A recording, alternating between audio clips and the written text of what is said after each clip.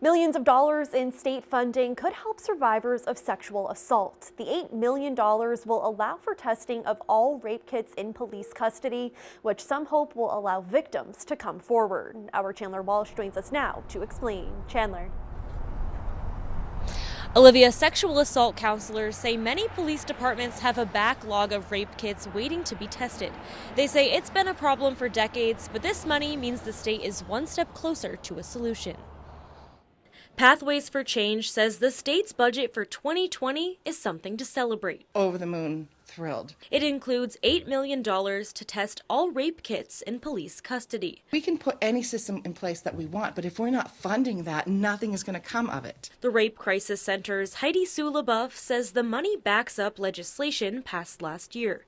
It addresses the backlog of rape kits across the state and calls for a system to track them and when they're processed. Waiting years for evidence to be processed is hard enough, and that's delaying a court process. But not having it done at all means you've got very little to go to court with. Dudley Police Chief Stephen Weiner says his department doesn't have a backlog, but it can happen, especially with anonymous kits and no way to track them.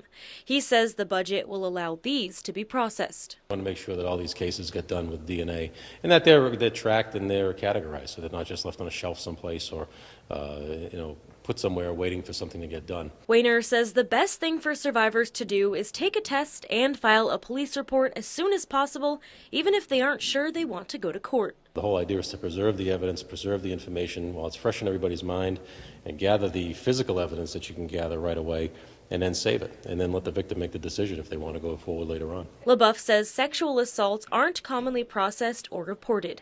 She hopes the investment will mean more survivors coming forward, better evidence to take to trial, and more prosecutions. This is as much about the survivors as well as helping to keep our society and our communities much safer.